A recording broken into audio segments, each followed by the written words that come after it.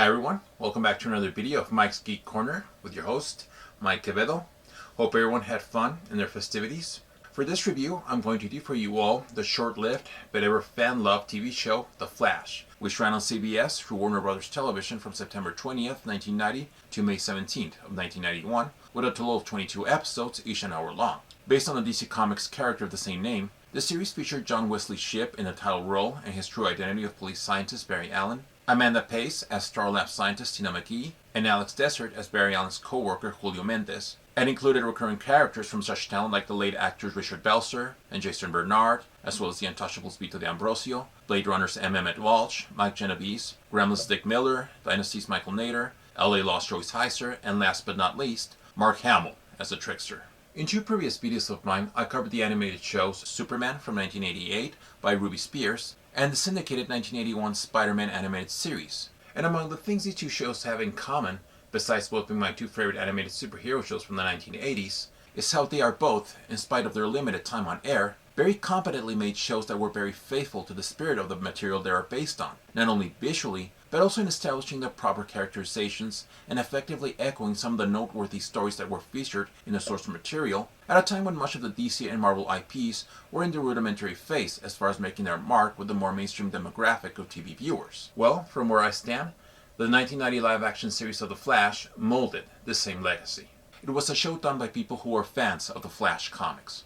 The show writing and executive producing duo of Danny Bilson and Paul Demeo bring their sensibilities as fans, while at the same time don't lose sight of the workings of a TV show, as they deliver one that later on, after its cancellation, would have its presence felt in other DC projects from movies and live-action and animated TV shows. Around the late 80s, Danny Bilson and Paul Demeo, who also wrote the screenplay for Disney's The Rocketeer, had initially attempted to sell CBS an all-Watchmen-type DC superhero ensemble team show called Unlimited Powers, which featured the offsprings of both Green Arrow and The Flash, and also Legion of Superheroes member Block and Dr. Occult, which CBS rejected. However, CBS, influenced by the phenomenal success of Tim Burton's Batman, was interested in a Flash solo TV series, and, thanks to the impression made by Bilson and Demeo, CBS gave the enthusiastic pair the task of developing a TV treatment for the Scarlet Speedster. During the ongoing comic series of The Flash at the time, former Teen Titan member Wally West was aware of the red and yellow attire, having taken on the mantle from Barry Allen after the latter was killed off in 1986 during the Crisis of Infinite Earth storyline. However, it was decided to go with Barry Allen for the show due to the producers ultimately finding the character Wally West too obnoxious and finding that the character came with a considerable amount of elaborate background, whereas Barry Allen had a more streamlined backdrop and so it'd be easier to add embellishments. Bilson and Demeo's intent was to make a TV series that is intense, dangerous, and exciting, and avoid repeating what previous TV shows attempted with superheroes by playing it for laughs, like the '66 Batman show and The Greatest American Hero. The writing duo took traditional traits from the comics and played them straight. And unlike the villains of the aforementioned Batman show, the villains featured in The Flash would be considerably more sinister. On January of 1990, Bilson and Demeo completed writing the 2-hour pilot episode, which establishes Central City Police scientist Barry Allen, after being struck by lightning and drenched in chemicals in the police lab, gaining superhuman speed, and, though at first he aims to be rid of his powers, he ultimately decides to use them to battle the evil that infests Central City, after his policeman brother Jay is killed in the line of duty by his former partner who now leads a ruthless criminal biker gang that terrorizes Central City. Clad in a special red suit that conceals his face, Barry's alter ego, the Flash, with the aid of Star Lab scientist Tina McGee, becomes the protector against the most sophisticated criminal minds that lurk within Central City. The show was approved with a budget of over $1 million, making it the most expensive TV show at that time. Accomplished comic book writer-artist Howard Chaykin, of The Shadow and American Flag fame, was hired as the show's story editor, along with his American Flag collaborator John Francis Moore. Alien Nation scribes Steve Mitchell and Craig Van Sickle were also part of the writing team. The result of what these writers bring is a show that presents a hard-boiled and a very contemporary version of The Flash with a slight dark edge that was very much in line with the style that comic books were showcasing during this era, such as Frank Miller's work on Batman, Todd McFarlane's stint on Spider-Man, and Roy and Dan Thomas's rebooting of Shazam. By the way, real fast, you can check out my review of the latter within the link in the description box. Though not as extreme as the Gotham City in Tim Burton's Batman, the look of Central City in The Flash, designed by Tron's Dean Edward Mitzner, does suggest a slightly altered world, embellished in neon lighting and aspects of Art Deco. This is a look that, some years later, would be reinstated within the DC superhero live-action world in Batman Forever. As mentioned earlier, for the lead role of Barry Allen and his alter ego The Flash, we have daytime Emmy Award-winning actor John Wesley-Shipp, who happily enough, in high school, was on the track team. Although he was initially hesitant about playing the Scarlet Speedster due to fear of being typecast, Shipp became intrigued with the pilot's script's psychological elements involving the conflicted relationships within Barry's family and the psyche that leads him to become a masked crime fighter. With a granite jaw and a solid athletic physique, Shipp brings a presence that is both sharp and humane. As Barry Allen, Shipp displays natural wit and confidence, as well as very convincing emotional range when in self-doubt, grief-stricken, or in a state of stress. As the Flash, he fills out the outfit with an impressive demeanor, reminding himself partly of the stoic image of Michael Keaton as Batman, while at the same time evoking a lighthearted charm, much in the vein of the assuring manner of George Reeves' Superman. The costume Shipp wore as the Flash, which was designed by Rocketeer comic creator Dave Stevens, was made by first covering Shipp in spandex, then foam rubber muscles were sculpted and applied over the suit on Shipp's actual muscles. A flexible sealer of electrostatic nylon was then added and then sprayed over the foam rubber and spandex, resulting in a unique-looking surface texture. With Michael Keaton's Batman look serving as an influence, the idea was to give the Scarlet Speedster an intimidating, predatory look. The costume may not give a strong idea of practical aerodynamics, but that's not something that should be a deterrent in appreciating it, especially given the operatic tone of the show. It gloriously looks like something straight out of the comic, only here we have red boots instead of winged yellow ones. A little more than 2 decades later, in 2014, John Wesley-Shipp would once again be involved in a live-action Flash project, that being CW's The Flash TV series, where he played Henry Allen, the father to Grant Gustin's Barry Allen, and in following seasons he played the Golden Age Flash, Jay Garrick of Earth 3, and last but not least, is the original version of the TV Barry Allen Flash from Earth 90. English actress Amanda Pays, coming off the successful TV show Max Headroom, steps into the role of Tina McGee, a scientist at Star Labs who starts off with studying Barry's condition after the accident, then helps him with the necessities to perform his crime-fighting deeds, which include his iconic suit, and she is Barry's on and off love interest. The original Tina McGee from the comics is actually Wally West's girlfriend, whereas Barry Allen's was reporter Iris West. But likely due to the producers not wanting a girlfriend reporter for Barry in the show to avoid comparisons with Lois Lane, they went with Tina. Pays' portrayal of Tina is one of someone who is both tender and also aggressive when the situation called her to be. Pays would reprise her role of Tina many years later in CW's The Flash. Iris West does appear in the pilot episode, played by Paula Marshall, as Barry's girlfriend, though instead of a reporter, she's an artist. Alex Desert, as Barry's crime lab colleague Julio Mendez, brings mostly levity to the show's moody aesthetic. Lieutenant Warren Garfield, played by Mike Genovese, is the supervisor of both Barry and Julio, and you get the feeling that the writers are channeling a slight bit of their possible fondness of the gruffness of J. Jonah Jameson onto Garfield with his disdain of the Flash, as he sees him as a cause of the growth of eccentric criminals in Central City.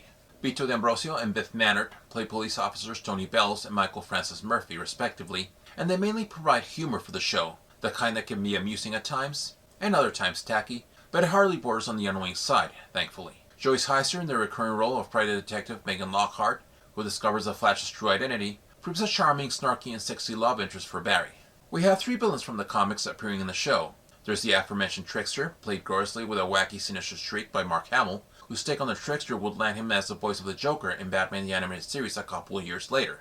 Many years forward, he lent his voice to the Trickster in the medium of animation in the animated series Justice League Unlimited in the episode Flesh and Substance, later in Justice League Action in the episode Missing the Mark, where he partners with the Joker, also voiced by Hamill, then in the 2015 LEGO DC Comics animated film Justice League Attack of the Legion of Doom, and in 2019 Scooby-Doo and Guess Who animated show. Hamill will reprise the Trickster in live action once again in CW's The Flash in the episode Tricksters, as an older version of the character, and in the episode The Present as an Earth 3 version of the Trickster, who has a more Joker-like look. Mark Hamill's portrayal of the Trickster also seems to have a measured input on Jim Carrey's portrayal of the Riddler in Batman Forever, exhibiting a similar style of wacky evil. We'll talk a little more on similarities when we get to some of the episodes. The other 2 villains who are taken from the comics are the Mirror Master and Captain Cold, played by the late former teen idol David Cassidy, and Total Recall's Michael Champion, respectively. In the show, neither character wears their attire from the comic page, but both actors still deliver lively performances. There were plans to include the Weather Wizard, Vandal Savage, and the Pied Piper in future episodes, but due to the series cancellation that obviously did not come to be.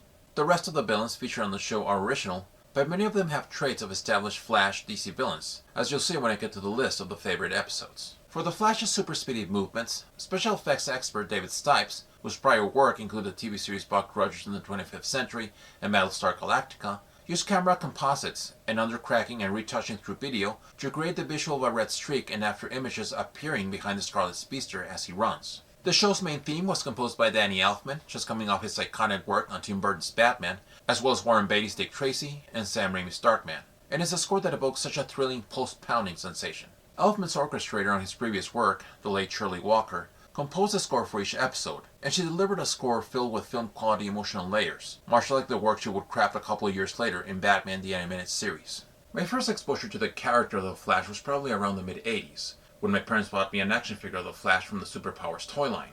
And either my mom or my brothers told me he was called the Flash, and his power was that he could run very fast, just like the Roadrunner or Speedy Gonzales. And I liked it. I thought it looked like a pretty cool superhero. Sometime shortly, I got to see him in the Super Friends cartoons, and I thought it was pretty neat.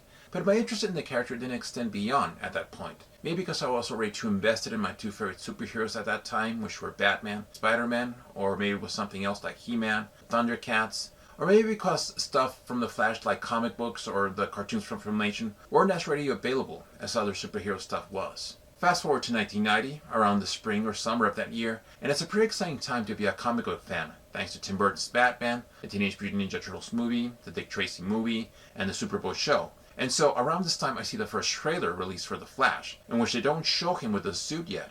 And so I'm curious if this is the Flash in the comics with the red suit. For keep in mind that at this time I didn't know that the Flash's name was Barry Allen. And sure enough, in the later trailers they do show him with the ever iconic suit. And I'm just stoked. And when the pilot aired in the fall of 1990, I had a great time watching it, and hardly missed an episode afterwards. And it was very disheartening when the show came to an end in the spring of 1991.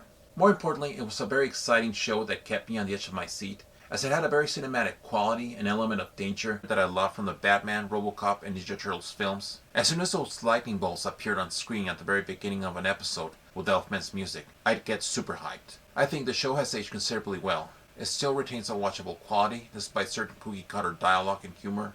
One could even say that The Flash is a live-action forerunner for Batman the Animated Series in its film noir-like stylization.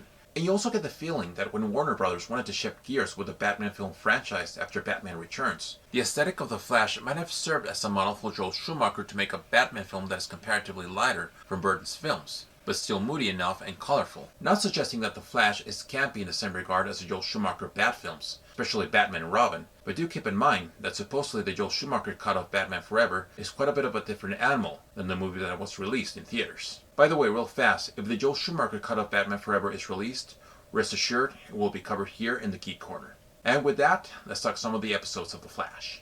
The Flash's pilot episode, whose premise I mentioned earlier, is, like a lot of pilots, a bit clunky in firmly establishing its tone and the direction of character growth. However, it does have its strong merits, with the primary one being John Wesley-Shipp very effectively owning the lead role, making it clear that whatever comes in future episodes, he can be trusted to take the audience for the ride. The pilot also does a very good job with Barry Allen's lab accent, as it faithfully captured the classic images from the comic. There's also a certain classic Stanley Spider-Man type charm that comic fans can appreciate with Barry's decision to use his powers to fight crime after his brother is killed and eventually cornering the killer, which could also echo the case of Peter Parker losing his uncle and then also cornering the latter's killer. In the second episode, Out of Control, the series begins to touch upon the more comic book-like nature of the source material as far as villains, as Barry and his co-worker Julio investigate the murders of a number of homeless people whose bodies are being inexplicably stolen from the crime scenes, while an old friend of Tina's, Dr. Carl Tanner, is determined to obtain Tina's late husband's research on genetic engineering, and it turns out that he has been the one responsible for the recent deaths of vagrants, as he was using them to test his illegal experiments to create altered humans. As the Flash is attempting to bring Tanner to justice, the latter injects himself with the unrefined serum and becomes a monstrous hulking creature wreaking havoc. The Flash must not only stop this behemoth, but also rescue Tina, who is being held captive by Tanner. This episode is definitely not one I'd consider a definitive one from the series, but the concept of setting the Flash against what is basically an evil take of the Incredible Hulk is fun, seeing how the Incredible Hulk was the last live-action comic book superhero show CBS aired prior to the Flash. The character of Carl Tanner also has strong parallels to DC character Mark Desmond, a chemist who, after experimenting on himself, became the mindlessly savage and massively huge juggernaut called Blockbuster. The third episode of the series, Watching the Detectives, is probably the one where the show ultimately finds its footing. This installment deals with private detective Megan Lockhart, who is hired by a corrupt district attorney named Thomas Castillo to uncover the Flash's secret identity. Once Lockhart methodically accomplishes this task, Castillo blackmails Barry into secretly working for him on his shady endeavors to try and gain control of the mob bosses and their businesses, or he'll expose his secret. Barry, as the Flash, must try and find evidence of Castillo's crimes, and persuade Megan to understand the reason for his masked activities and why she did wrong in helping Castillo.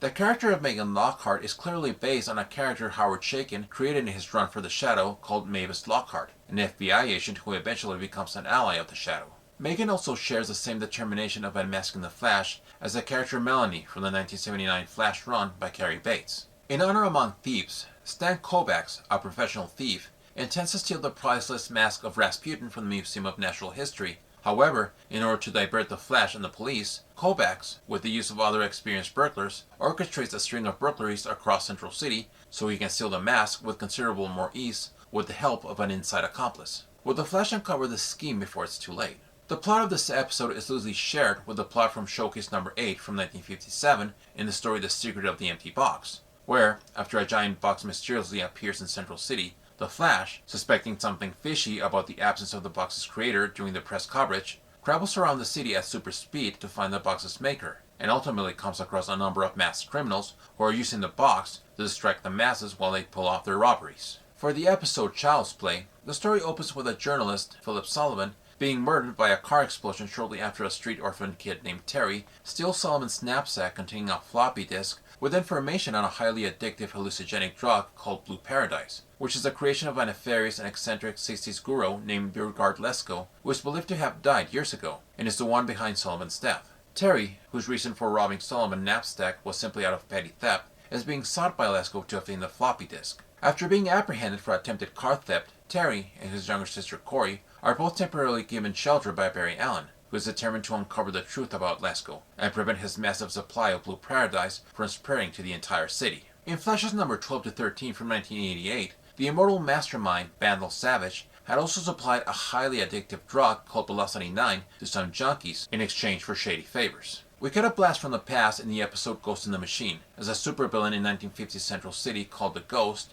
has his plans to hold the city for ransom thwarted by the masked vigilante called Nightshade. But although the Ghost was believed to have died during this encounter with Nightshade, he actually preserved himself in suspended animation until the year 1990, where he resumes his criminal activity in order to achieve his dream of building a techno-society, as he plots to tap into all of Central City's power systems and cut off all power lines if his demand of $1 billion is not met. It's up to the Flash and an older Nightshade coming out of retirement to put a stop to the Ghost's techno siege. In the first comic of the Barry Allen Flash version, Showcase number 4 from 1956, in the story The Man Who Broke the Time Barrier, like in Ghost in the Machine, it also featured a criminal from another time called Mastan, who got sent by mistake back to the 20th century, where he uses his scientific intellect to escape prison after the Flash captures him. The Flash teaming up with the elder hero Nightshade can also be seen as a callback to the first team-up of Barry Allen with the older Flash, Jay Garrick, in the Flash number 123 from 1961. Nightshade is very similar to DC's first Sandman, Wesley Dodds, as both share a fedora, gas mask, and a gun that instead of killing, knocks criminals out. His hideout is very much like the Green Hornets. Like the Shadow in Howard Chaykin's run, Nightshade returns to fight crime after so many years of being inactive. The Batman the Animated Series episode, Beware the Great Ghost, has many shades of Ghost in the Machine, as both Nightshade and the Great Ghost have traits of the classic Vogue magazine characters from the 1930s. We now get to what could arguably be considered the best episode from a fan's perspective, The Trickster, which showcases the Flash rescuing Megan Lockhart from a cunning psychopathic serial killer named James Jesse. However, Jesse escapes capture from the police, and, driven by jealousy and hatred, believing that the Flash and Megan are having a relationship, Jesse adopts the identity of the Trickster and begins terrorizing Central City, as well as deluding the Flash and the police, and ultimately manages to abduct Megan, believing her to be his sidekick prank, while he also incapacitates Barry Allen, leaving him unconscious tied upside down inside a glass box that is being filled with water. The antics of this version of the Trickster seem to have a little bit more in common with those of the more macabre nature of the Joker than the more impish methods of the Silver Age Trickster. Other Joker comparisons can be how the Trickster's obsession over Megan mirrors the gimmick of the Joker's obsession with Vicky Vale in Tim Burton's Batman. And then there's also the story from the Joker number 4 from 1975, which is the Joker being infatuated with Ina Lance, aka Black Canary, so much that he kidnaps her, suggesting to her that they get married so he doesn't have to kill her, although while he eludes the police and Green Arrow. There's also a possible nod to the magician villain Abracadabra, when James Jesse is dressed as a magician as he is performing while he has Megan as his captive. Speaking of this scene, just as Jesse is performing in front of a fake audience, a couple of years later a similar scenario was presented in Batman the Animated Series in the episode Christmas with the Joker. Nightshade returns in more ways than one in the Deadly Nightshade, as a copycat of Nightshade calling himself the Deadly Nightshade is dispensing justice by lethal means in his crime-fighting crusade, all which ends up affecting the original Nightshade, as he's being suspected of the killings. And so, to clear his name, Desmond Powell comes out of retirement once more, to clear his name with the aid of the Flash. The character of the Deadly Nightshade reflects Howard Chaykin's aforementioned take of the Shadow as being a ruthless and deadly vigilante, who is also secretly a wealthy man about town. An albino hitman dubbed Captain Cold, also the name of the episode, who carries a nuclear-powered freeze ray as his weapon, is employed by a mobster named Jimmy Swain to eliminate his organized crime competitors. As Barry investigates the mysterious icy deaths of the aforementioned crime bosses, Swain offers Captain Cold the job of killing the Flash, which Cold accepts, and though he initially fails in liquidating his target, in their second encounter, through fault of opportunistic journalist Terry Cronenberg, the Flash gets frozen solid by Captain Cold's freeze gun. It's up to Tina to find a way to revive Barry, as Captain Cold's next target becomes Cronenberg. Like Mark Hamill's Trickster, this version of Captain Cold seems to owe less to his classic Silver Age rendition, which followed the principle of not killing, and leans more to a lethal villain from DC, in this case, with the assassin for hire, Deadshot. Captain Cold does follow a principle in this episode, which is fulfilling his contract, in this case, killing the Flash, even after he kills Jimmy Swain for canceling their deal. Although the Reverse Flash doesn't appear in the show, the episode Twin Streaks could definitely be an answer to the character, as it features a scientist who, in his pursuit of creating a being with super speed for financial gain, clones the Flash. But this duplicate of Barry Allen, named Pollux, has a moral understanding of a child, which makes him a danger to those around him. Barry must find a way to deal with his double. Pollux's emotional instability could also be loosely compared to that of another enemy of the Flash from Flash numbers 5 through 6 from 1987, that being Tina McGee's hot-tempered, jealous, and paranoid husband, Jerry McGee, who after injecting himself with the steroid BQ-19, gains super speed and dons a costume, but has difficulty adjusting to his newfound power and causes damage by running into things. This is an episode that allows John Wesley-Shipp to stretch his acting talent in playing a different character who is emotionally volatile. In Goodnight Central City, Barry must prove his innocence, as he was framed for the death of a scientist, Roger Braintree, who was complicit in the robberies done by his cousin, Harry Milgram, using a soundware device that puts people to sleep while they commit robberies. As Barry is locked up, he must use his speed to leave prison unnoticeably, not only to show he is innocent, but also to halt Milgram's crime spree, as he discovers that the induced sleep can be fatal if one sleeps for too long. The Golden Age Flash story, Stone Age Menace, in Flash Comics number 86 from 1947, seems to serve a basis for this episode, as that yarn also featured the Flash's true identity, Jay Garrick, also wrongfully incarcerated for supposedly stealing priceless meteorite specimens, and Garrick also uses his power to leave prison before making a dummy to take his place behind bars and to get to the bottom of what led to the declared culpability he faces. The last episode of the series, but by no means its least, is the trial of the Trickster, as Mark Hamill resumes the role of James Jesse, who, while in court for the atrocities committed in the episode The Trickster, is broken free by an admirer of his named Zoe Clark, becoming the Trickster's new sidekick, Prank. And after they both lure the Flash into a trap and brainwash him so to become a wily outlaw like them, it will be up to Megan Lockhart and Tina to find a way to break the Flash from his trance before the Trickster orders him to execute the lawyers and the judge involved in his trial. Here's yet another episode that allows John Wesley-Shipp to stretch as an actor as he portrays an evil and more demented version of the Flash. This episode has somewhat a similar structure to the story The Lost Haha in The Joker number 3 from 1975, where the Joker subdues a creeper after the latter attempted to halt a caper from the Clown Prince of Crime, and as the Joker has a creeper as his bound captive and is regaining consciousness, he fails to remember what had happened earlier, and the Joker uses this factor as an opportunity to tell the creeper that someone else tied him up and that he is his friend and should work together. The Trickster's plan to put Central City on trial for revenge could also be a possible answer to Flash's number 271 to 272 from 1979, which featured an evil elusive clown who captured the Flash, two Central City officials, and the president of the power company for the purpose of revenge, and places them in a gyroscope as they have to balance themselves on the electric power line. The chemistry between the Trickster and Prank is one that could imply that this is where the idea of providing the Joker with his companion Harley Quinn from Batman the Animated Series came from. Trial of the Trickster also has elements that 4 years later would be echoed in Batman Forever, such as the Riddler, like the Trickster, using a machine to manipulate the human mind, and or the Trickster and the Riddler have a way of behaving inside a padded cell. So, in a world and time where superhero shared universes and crossovers seem to be wearing down audiences, I think it might be refreshing to watch a show like 1990's The Flash, where it's just one superhero, the focus, and thus making the stakes a lot more intriguing and not watered down. There have only been 2 superhero shows that have struck my interest the same way 1990's The Flash did, those being Netflix's Daredevil and DC's Swamp Thing from 2019. I seem to recall something that someone who worked on Batman the Animated Series stated in regards to why they didn't have as many guest heroes on that show, and the reason being is because that could ruin a show. The Flash is available for streaming at Google Play, Apple TV, Vudu, Amazon Prime, YouTube, and might or might not be at HBO Max, and then there's also the physical media. And that's our review. Hope you enjoyed it. If so, please give it a like. Feel free to leave your comments below. Please make sure to subscribe and hit that bell. And there's more fun to have come 2024. I can't wait. Thank you for all the support. Thanks to all the recent subscribers and all viewers. Happy New Year to you all. Take care. Bye-bye.